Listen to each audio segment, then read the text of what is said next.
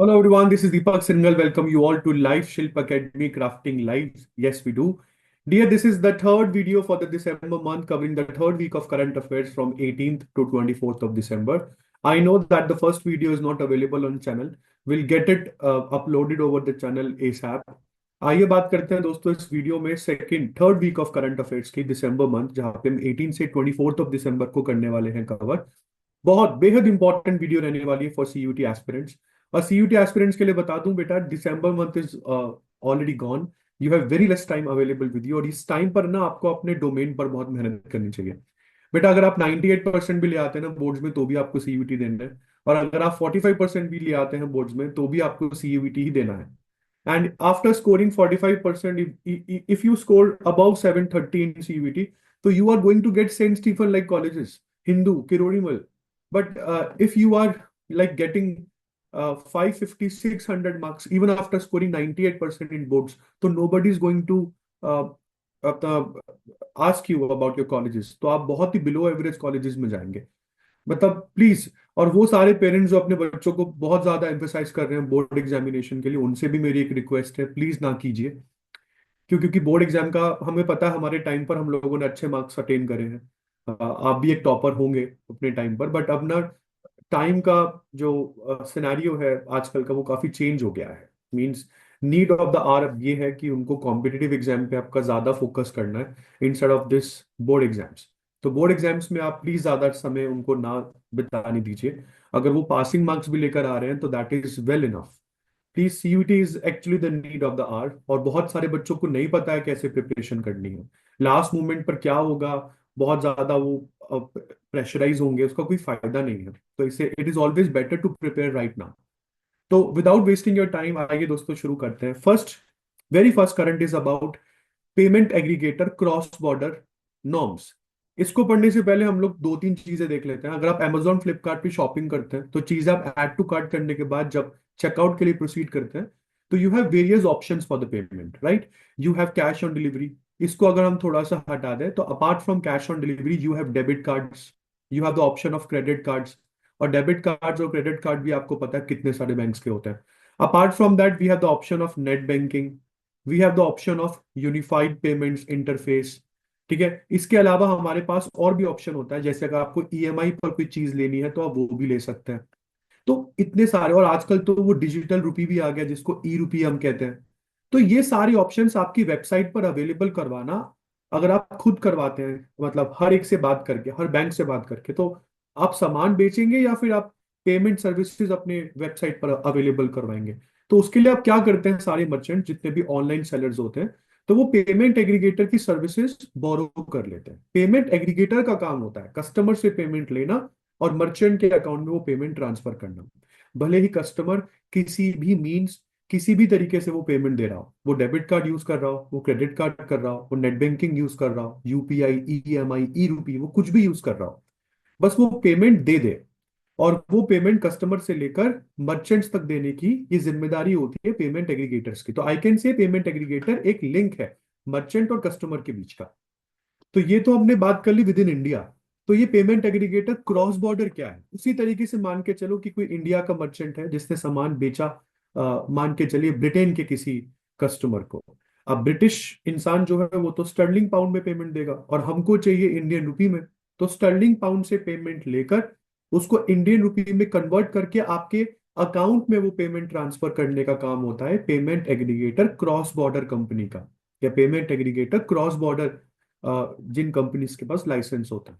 तो इंडिया में already 41 companies domestic payment aggregator का काम कर रही है, like for the domestic market.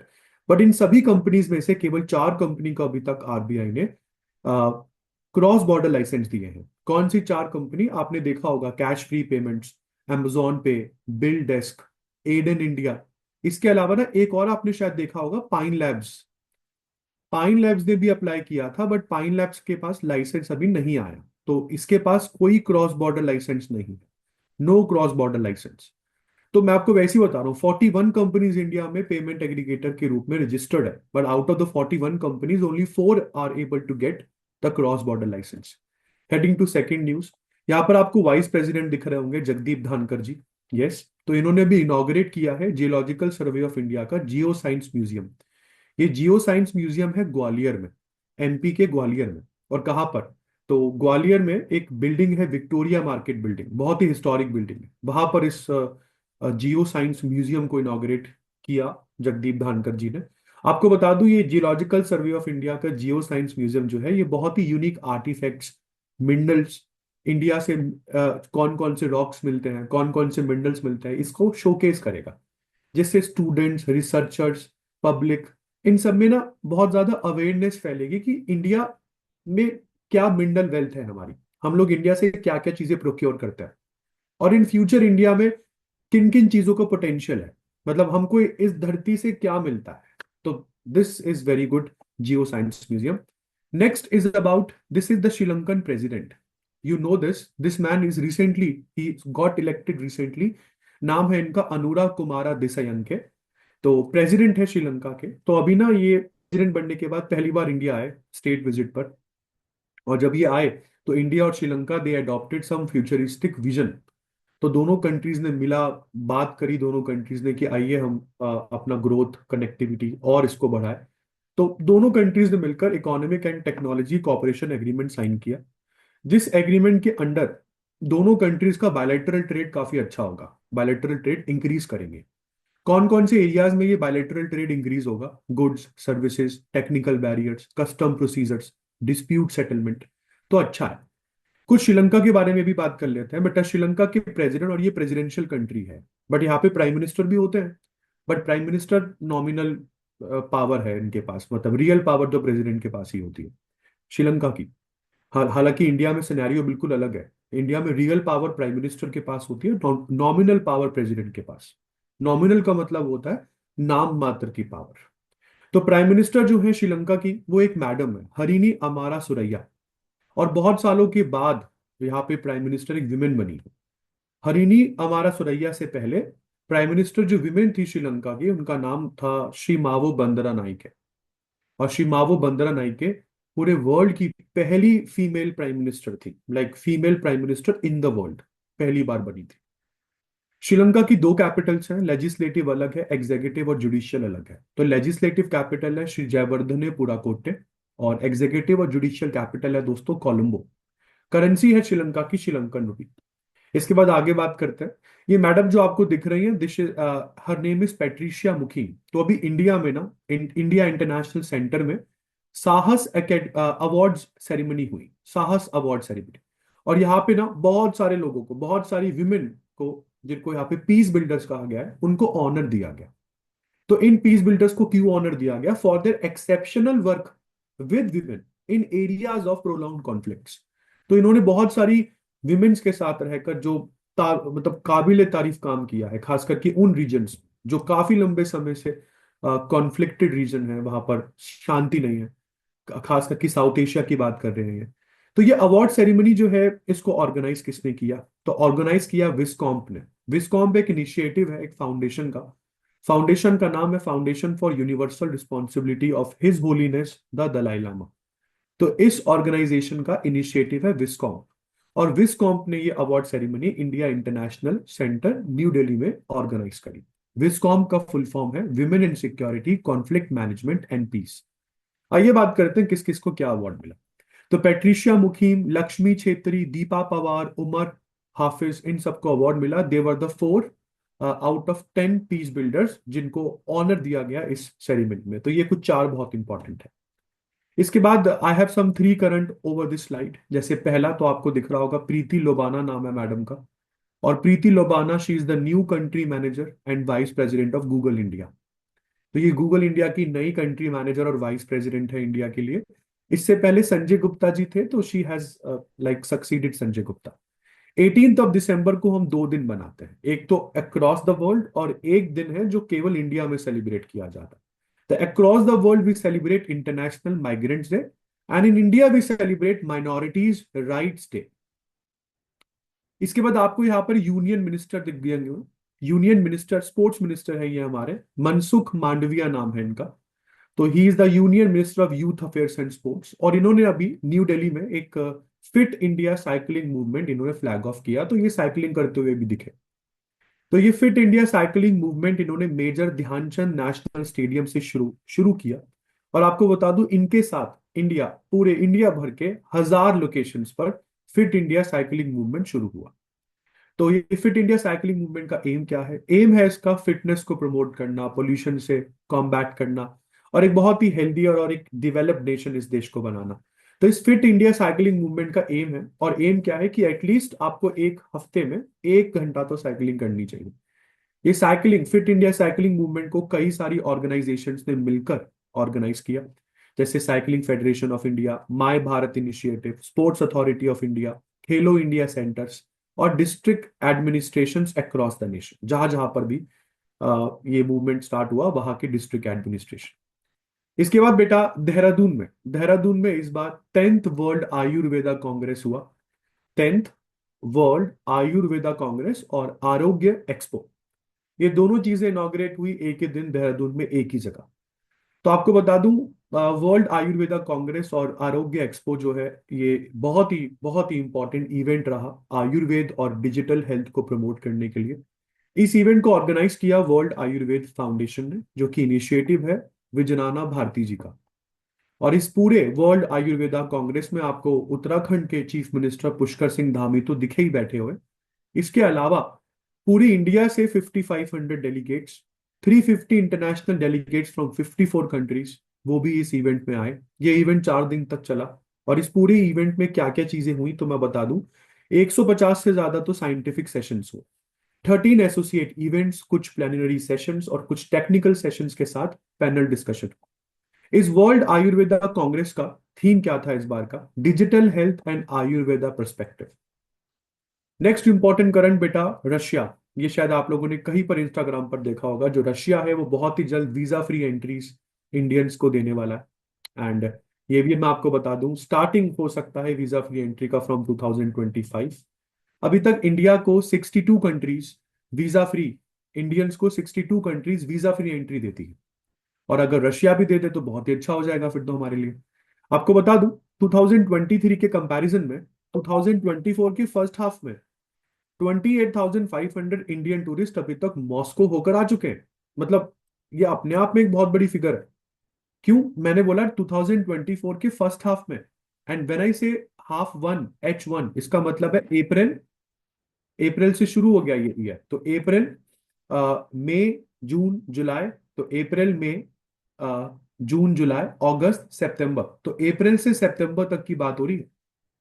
तो 2024 के फर्स्ट हाफ में 28,500 से ज्यादा इंडियन टूरिस्ट अभी तक विजिट करके आ चुके हैं मॉस्को को। और अगर हम लोग 2023 के फर्स्ट हाफ को कंपेयर करें 2024 के फर्स्ट हाफ से, तो इस बार इंडियन टूरिस्ट जो मॉस्को गए वो पिछले साल के मुकाबले 5 गुना ज्यादा थे। और मुझे लग रहा है कहीं ना कहीं यार देखो, रशिया यूक्रेन वॉर भी तो होगा ना, एक मतलब एक इंपॉर्टेंट पर्सपेक्टिव ये भी तो हो सकता है, शायद इसलिए हम लोग नहीं गए थे पिछले साल। बट जो भी है, अब मतलब इसी साल जून में बात हुई थी इंडिया और रशिया की कि ये काम करते हैं कि यार वीजा फ्री एक्सेस तो हम इंडियंस को दे ही सकते हैं। तो हो सकता है कि अगले साल एक बढ़िया गिफ्ट आप लोगों को मिले। अभी क्या है, अभी वीजा मिलने से पहले आप इंडियन विजिटर्स को बताना पड़ता है अपने ट्रेवल का पर्पस। फिर उसके हिसाब से उनको कैटेगरीज मिलती है, tourist category, business category, humanitarian category, private, work और स्टूडेंट कैटेगरी। ठीक है जी। तो अब मैं रशिया के बारे में आपको बता दूं, प्रेसिडेंशियल सिस्टम चलता है रशिया में। तो प्रेसिडेंट व्लादिमीर पुतिन है, बट यहाँ पे प्राइम मिनिस्टर भी है। प्राइम मिनिस्टर का नाम है मिखाइल मिशुस्तिन।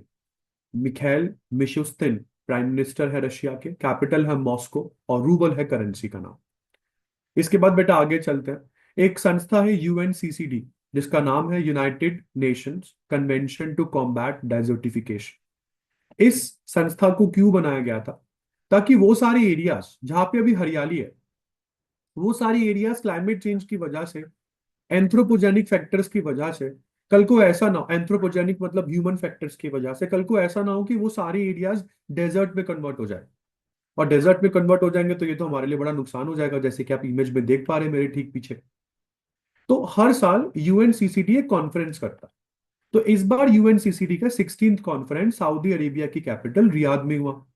बट यहाँ पर मतलब एक बहुत ही अनफॉर्चुनेट इवेंट ये है कि लोग आए भी, हम मिल बैठकर हमने बात करी भी, बट कोई बाइंडिंग एग्रीमेंट साइन नहीं हुआ इस कॉन्फ्रेंस में। मतलब कोई एग्रीमेंट साइन नहीं हुआ जो सभी पार्टीज के ऊपर कंपल्शन लेकर आए, या वो कंपलसरी हो सभी पार्टीज के लिए फॉलो करना। तो हालांकि मतलब टॉक्स हुई, हमने बात करी ड्रॉट्स के बारे में, ग्लोबल जो एरिडिफिकेशन ट्रेंड्स है उसके बारे में बात हुई, बट कोई भी बाइंडिंग एग्रीमेंट साइन नहीं कर पाए हम लोग। यूएनसीसीडी का हेडक्वार्टर जर्मनी का शहर बॉन वहां पर है। इब्राहिम थियाब इसके एग्जीक्यूटिव सेक्रेटरी है। इसके बाद आपको ममता बनर्जी यहाँ पर दिख रही होंगी बेटा। ममता बनर्जी ने अभी वेस्ट बंगाल में एक स्कीम लॉन्च करी है, नाम है इसका स्कीम का बंगलार बारी। बंगलार बारी स्कीम जो है, ये rural poor of West Bengal उनके लिए स्टार्ट किया गया है। आपको बता दूं, ममता बनर्जी का प्राइम मिनिस्टर मोदी की गवर्नमेंट के ऊपर आरोप है कि इन्होंने एक स्कीम शुरू किया था, प्राइम मिनिस्टर आवास योजना, प्रधानमंत्री आवास योजना। तो पीएम आवास योजना के अंडर जो फंड्स रिलीज करने चाहिए थे सेंट्रल गवर्नमेंट को स्टेट गवर्नमेंट के लिए, वो अभी तक रिलीज नहीं किए गए, ऐसा इन्होंने बोला। और इन्होंने जो उसका लोकसभा इलेक्शन 2024 से पहले ये बोला था। और इन्होंने तब भी अनाउंसमेंट करा था कि अगर कोई बात नहीं, अगर प्राइम मिनिस्टर की स्कीम जो गरीबों को घर नहीं दे सकती है, तो वेस्ट बंगाल की गवर्नमेंट ये काम करेगी। तो घर नहीं दे रहे हैं लोग, घर बनाने के लिए पैसा दे रहे हैं। कितना पैसा मिल रहा है? 1.2 लाख रुपीज मिल रहा है हर एलिजिबल फैमिली को। ठीक है, और ये 1.2 लाख रुपीज दो इंस्टॉलमेंट्स में मिलता है। 60,000 रुपीज की एक इंस्टॉलमेंट होती है। जिसमें से कहा जा रहा है कि 21 डिस्ट्रिक्ट में रहने वाले 42 बेनिफिशियरीज को तो ये इंस्टॉलमेंट मिल भी चुकी, मतलब पहली पहली इंस्टॉलमेंट मिल चुकी। और अगर आप जंगल महल या दार्जिलिंग एरिया में रहते हैं, वेस्ट बंगाल जंगल महल या दार्जिलिंग एरिया में, तो आपके लिए स्कीम के अंडर 1.3 लाख रुपीज मिलेंगे आपको। मतलब आपको 10,000 रुपये एक्स्ट्रा मिलेंगे। वेस्ट बंगाल की बात करें तो बेटा गवर्नर है सीवी आनंद बोस, चीफ मिनिस्टर है ममता बनर्जी, और कैपिटल है वेस्ट बंगाल की कोलकाता। इसके बाद आपको यहाँ पर दिख रहा होगा, नाम है इनका विनीशियस जूनियर। तो अभी Vinicius Junior has been named best FIFA men's player for the year 2024। Vinicius Junior जो है, ये रियल मैड्रिड फॉरवर्ड खेलते हैं, मतलब रियल मैड्रिड के लिए खेलते हैं फॉरवर्ड पोजीशन पर। और 2007 के बाद he is the first Brazilian to win this award. ये भी आपको बता दूं, 39 मैचेस में सर ने 24 गोल्स अभी तक स्कोर करे हैं across all the competition for real Madrid. इसके बाद आपको एक शिप यहां पर दिख रहा होगा। इस शिप का नाम है आईएनएस निर्देशक। इस शिप को बनाया है कोलकाता की एक गवर्नमेंट कंपनी ने। नाम है इसका GRSE, garden reach ship builders and engineers. तो 18 दिसंबर 2024 को इस शिप को इंडियन नेवी में कमीशन कर दिया गया। कमीशन कहते हैं जनरली हम लोग आर्मी की भाषा में, मतलब नेवी की भाषा में कमीशन का मतलब होता है दे देना शिप को। Now Indian Navy will be able to use it. ठीक है, इसको कमीशन कहते हैं। और जब कोई शिप को रिटायर करना होता है ना, तो उसको रिटायर नहीं कहते, उसको डीकमीशन कहते हैं। तो आईएनएस, ये पूरा की पूरा जो निर्देशक का कमीशनिंग सेरेमनी है, ये नेवल डॉकयार्ड विशाखापत्तनम के में हुई, विशाखापत्तनम पोर्ट पर नेवल डॉकयार्ड में ये सारा कमीशनिंग सेरेमनी हुई। और पूरी सेरेमनी को प्रिसाइड करने वहां पर पहुंचे श्री संजय सेठ, जो कि यूनियन मिनिस्टर ऑफ स्टेट है फॉर डिफेंस। आईएनएस निर्देशक के बारे में आपको बता दूं बेटा, 80% कंपोनेंट इस शिप के इंडिजिनस है। तो इससे ना इंडिया की एक राइजिंग कैपेबिलिटी दुनिया के सामने दिखती है in terms of ship design and construction. इसके बाद आपको यहाँ पर एक इंसान दिख रहा होगा मेरे पीछे, जिसने कुछ ये मतलब मेहंदी कलर का सूट पहना हुआ है। ये एक्चुअली में एक कवच है, विच इज कॉल्ड किसान कवच।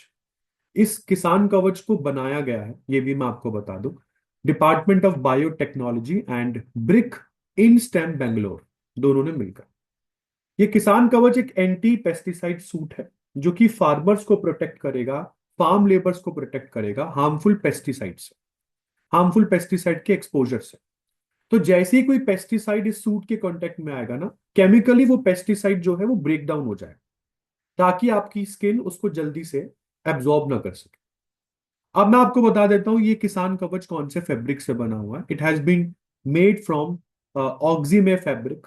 और ऑक्सीमे फैब्रिक से बने होने के कारण इसमें एक ट्राउजर है, एक पुलोवर है, एक फेस कवर आप जैसे देख रहे होंगे। तो अच्छा है, मतलब अराउंड 4,000 से 5,000 इस किसान कवच की कॉस्ट बताई गई है। इसके बाद बहुत अच्छा है, डिफेंडिंग चैंपियन थे हम पिछले साल भी हम लोगों ने जीता था ये इवेंट, और इस साल भी हम लोगों ने जीत लिया। इस बार चाइना को हमने बहुत हराया हॉकी में। तो ये इवेंट है junior Asia cup 2024। Junior Asia cup hockey में हुआ, मतलब हॉकी के लिए टूर्नामेंट है ये। कहाँ पर हुआ? तो ओमान के शहर मस्कट में हुआ, जहां पे हम लोग, मतलब 1-1 था दोनों ही टीम्स का, तो हम पेनल्टी शूटआउट तक गए। और पेनल्टी शूटआउट में इंडियन हॉकी टीम ने चाइनीज हॉकी टीम को 3-2 से हरा दिया, और ये मैच हमने जीत लिया। तो डिफेंडिंग चैंपियंस थे हम लोग, और हमने अपना टाइटल डिफेंड किया इस साल 2024 में भी हम जूनियर एशिया कप के चैंपियंस बने, मतलब वर्ल्ड चैंपियंस बने। इंपॉर्टेंट चीज आपको बता दूं, इंडिया की टीम इस जीत के साथ women junior hockey world cup के लिए क्वालिफाई कर गई है। Like we have qualified for the junior hockey world cup 2025, जो कि Federation of International Hockey organise करवाएगा चिली में। हाँ, वो बात अलग है कि हमारे साथ साथ China, Japan, South Korea, Malaysia, ये कंट्रीज भी क्वालिफाई की। तो in total 5 countries have qualified for मतलब हॉकी वर्ल्ड कप। और ये हॉकी वर्ल्ड कप, मतलब ये Asian women junior hockey world cup है, जो चिली में खेला जाएगा next year. Chile is a South American country. इसके बाद आप यहाँ पे देख सकते हैं मुंबई। मुंबई ने सैयद मुश्ताक अली ट्रॉफी 2024 जीत ली है। ये मुंबई की जो ट्रॉफी है, आपको बता दूं, इन्होंने ये हराया जहां पर मध्य प्रदेश की टीम को फाइनल्स में। फाइनल खेला गया था बेंगलुरु के चिन्ना स्वामी स्टेडियम। कुछ मैच का ओवरव्यू आपको दे दूं बेटा, तो मध्य प्रदेश के इनिंग्स में इन्होंने 174 रन्स बनाए with the loss of 8 wickets in 20 overs. Top scorer MP की टीम से रहे रजत पाटीदार। 81 स्कोर स्कोर करे इन्होंने out of 40 balls. But Mumbai ने चेस कर लिया 174 का टारगेट 17.5 ओवर्स में with the loss of 5 wickets only. और मुंबई की टीम से टॉप स्कोरर रहे सूर्य कुमार यादव। और आपको बता दूं, ये सैयद मुश्ताक अली ट्रॉफी मुंबई की टीम ने पहली बार 2022 में जीती थी। तो ये 2024 की ट्रॉफी मुंबई की सेकंड ट्रॉफी। इसके बाद हम लोग 17 दिसंबर को मनाते हैं pensioners day in India, national pensioners day. आपको बता दूं, डॉक्टर DS नकारा, इनको ट्रिब्यूट देते हुए हम लोग 17 दिसंबर को ये दिन मनाते हैं, because he has done a lot. He has done a lot, he has fought for the rights and dignity of the pensioners. बहुत लड़ाई करी है। अगर आपके घरों में ये 5 रुपए का सिक्का है, तो ये न्यूज आपके लिए है। आरबीआई ने 5 रुपीज के इस कॉइन को डिसकंटिन्यू कर दिया है। और इसको डिसकंटिन्यू किया गया है इसके इलीगल यूज की वजह से। क्यों? पहली बात तो आपको बता दूं, government of India, RBI coin mint नहीं करती है ना। मिनिस्ट्री ऑफ फाइनेंस के अंडर फाइनेंस डिपार्टमेंट का काम होता है कॉइन्स को मिंट करने का। तो यहाँ पर एक बहुत इंपॉर्टेंट करंट आप लोगों से ये पूछा जा सकता है, like who mints the coin in India. बेटा यहाँ पे government of India is responsible for minting. Government of India is responsible for minting the coins. और आरबीआई तो बस रिस्पॉन्सिबल होता है इसके डिस्ट्रीब्यूशन के लिए। तो आरबीआई ने बैन लगाया है इस कॉइन के ऊपर, डिसकंटिन्यू किया है। क्यों किया है मैं ये भी बता दूं। प्राइमरी रीजन है मिसयूज। ये कॉइन एक्चुअली बहुत मोटा है, और गवर्नमेंट ऑफ इंडिया ना कॉइन को एक्चुअली उसके मेटल वैल्यू के हिसाब से मिंट करती। तो पहले 5 रुपये का कॉइन मोटा इसलिए था क्योंकि उस पे लगा हुआ मेटल भी 5 रुपए से थोड़ा कम ही था। अब महंगाई बढ़ी तो ऑफ कोर्स मेटल की कॉस्ट बढ़ी होगी, तो अब जो सिक्के हैं 5 रुपए के, वो थोड़े ब्रास गोल्डन कॉइन्स आते हैं। तो वो ब्रास कॉइन तो चलेंगे, और आपको ये 5 रुपए के सिक्के बैंक लेके जाने की जरूरत नहीं है, वहां पर आपको इसको डिपॉजिट नहीं करना है। बस आपको बता दूं, ये मिसयूज की वजह से इसको डिसकंटिन्यू किया गया है। क्यों? क्योंकि इस कॉइन से इसको मेल्ट करके 4 से 5 ब्लेड्स बन जाते हैं। A single coin can produce 4 to 5 blades. और इलीगल ब्लेड बिजनेस में काम आ रहे थे ये सिक्के, जो कि करोड़ों रुपए के, मतलब worth crore rupees illegal blade business, जिसकी वजह से ये 5 रुपीज के कॉइन डिसकंटिन्यू हुए। और मार्केट में ना आपको दिखेंगे नहीं एकदम से 5 रुपए के सिक्के खत्म हो गए। फिर मैं आपको बता दूं, India has emerged as the top global recipient of remittance according to World Bank report. अभी 2024 खत्म नहीं हुआ है, फिर भी वर्ल्ड बैंक ने बोलना शुरू कर दिया कि $129 बिलियन का रेमिटेंस शायद इंडिया को इस बार मिले, जो कि मैक्सिको, चाइना, फिलीपींस, पाकिस्तान जैसी कंट्री से कई ज्यादा है। रेमिटेंस का मतलब क्या होता है? If you have anyone like of your home working outside the country, और अगर आपका कोई रिलेटिव या आप ही का कोई ब्रदर या सिस्टर घर के बाहर है, मतलब कंट्री के बाहर है, और if that person sends you money, तो उनके द्वारा जो पैसा उनकी फैमिली को भेजा गया है ना इंडिया में, इसको रेमिटेंस कहते हैं। और आपको तो पता ही है, India is not only the largest population in the world, but हमारी पॉपुलेशन इंडिया के बाहर भी कम नहीं है। तो हम लोग दबा के पैसा भेज रहे हैं इंडिया में। और सबसे ज्यादा रेमिटेंस रिसीव करने वाली कंट्री बनी इंडिया। उसके बाद सेकंड नंबर पर है Mexico, which is a central American country. फिर दोबारा से एक एशियन कंट्री है चाइना। फिलीपींस भी एशियन कंट्री है, पाकिस्तान भी एशियन कंट्री। तो देखा जाए तो एशियन कंट्रीज का रेमिटेंस रिसीव करने में काफी ज्यादा डोमिनेंट पोजीशन है। इसके बाद वर्ल्ड बैंक के बारे में हम बात कर लेते हैं। 1944 में वर्ल्ड बैंक बना था on 7 July. Washington District Columbia, which is the capital of US also, वहां पे वर्ल्ड बैंक का हेडक्वार्टर है। 189 कंट्रीज वर्ल्ड बैंक की मेंबर कंट्रीज हैं, और mister Ajay Banga is the president of World Bank. इसके बाद बेटा दो कंपनीज ने मिलकर, जिसमें एक बैंक है आईडीएफसी फर्स्ट बैंक और हरुन इंडिया, दोनों ने मिलकर एक लिस्ट इशू करी, India top 200 self made entrepreneurs. India top 200 self made entrepreneurs. इसमें सबसे ऊपर दिखा हमें नाम राधा किशन दमानी जी का, जो कि डीमार्ट के ओनर है। और आपको बता दूं, he retain the top position, is a self made entrepreneur. और डीमार्ट की मार्केट वैल्यूएशन 44% बढ़ गई है। And now the DMart market cap, like market value, is 3.4 lakh crore. Second number पे रहे जोमाटो के दीपेंद्र गोयल जी। इनकी कंपनी की मार्केट वैल्यू 2.51 लाख करोड़ है। थर्ड नंबर पे रहे स्विगी के श्री हर्षा मेजेती और नंदन रेड्डी। स्विगी की मार्केट वैल्यू आज 1.01 लाख करोड़ है। और सबसे खुशी हुई मुझे राइजिंग स्टार लिस्ट देखकर, 14 नंबर पे रहे जेप्टो के फाउंडर्स। जेप्टो की आज मार्केट वैल्यू 41,800 करोड़ है। और आप शायद हैरान रह जाइए सुनकर कि जेप्टो के फाउंडर दो यंगस्टर्स हैं, ऑफ 21 एंड 22 रिस्पेक्टिवली। बिल्कुल बेटा, कैवल्य वोरा 21 और आदित्य पालीचा 22। कैवल्य वोहरा 21 और Aditya Palicha 22, they are the youngest entrepreneurs on this list. They founded Zepto यार। और जेप्टो की मार्केट वैल्यू 259% बढ़ गई है। इसके बाद हम बात करते हैं एयरटेल की। देखो, ये करने के लिए ना गट्स चाहिए। तो एयरटेल ने भी इंडियन आर्मी के साथ एमओयू साइन किया, और नॉर्थ कश्मीर में टेलीकॉम जो सिग्नल्स हैं उनको एक्सेल करने के लिए, इंप्रूव करने के लिए एयरटेल जो है वो 15 मोबाइल टावर्स, जो है उससे ज्यादा शायद जो वो है मोबाइल टावर्स वो लगाएगा। जिसमें से 15 मोबाइल टावर्स तो एयरटेल ऑलरेडी इंस्टॉल कर चुका है, जैसे किरान, मच्छल, तंगधार, गुरेज, उरी जैसे एरियाज में। तो जनरली कौन कौन से एरिया में टेलीकॉम सर्विसेज को इंप्रूव करने के लिए ये एमओयू साइन हुआ है? कुपवारा, बारामूला और अपना बांडीपोर। तो कुपवारा, बारामूला और बांडीपोर जैसे डिस्ट्रिक्ट में, जो कि लाइन ऑफ कंट्रोल के बहुत पास में आते हैं। अच्छा, एलओसी क्या है? अगर आप इंडिया के मैप को थोड़ा सा यहाँ पर बना के देख ले, तो बेटा ये वाला जो लाइन है ना, ये वाला पूरा एरिया तो पीओके है, पाकिस्तान ऑक्यूपाइड कश्मीर। तो पाकिस्तान ऑक्यूपाइड कश्मीर और लद्दाख के बीच की ये जो बॉर्डर लाइन है ना, इसको एलओसी कहते हैं। तो एलओसी के पास, लाइन ऑफ कंट्रोल के पास, इंडियन साइड्स पर आपको ये डिस्ट्रिक्ट दिखेंगे। और 2024 में इंडियन गवर्नमेंट ने एक पीएम वाइब्रेंट विलेज प्रोग्राम भी चलाया था। और पीएम वाइब्रेंट विलेज प्रोग्राम का मोटिव क्या था? कि जितने भी इंटरनेशनल बॉर्डर के आसपास के विलेजेस है ना, वहां पे टेलीकॉम बिजनेस अर्बनाइजेशन बहुत कमाल का होना चाहिए। तो उसके अंडर अच्छा ये एग्रीमेंट साइन हो गया। तो 15 टावर्स, जैसे कि मैंने आपको बोला, वो ऑलरेडी डिप्लॉय हो चुके हैं। And Airtel is the only private telecom operator to do this, like only private telecom operator to do this.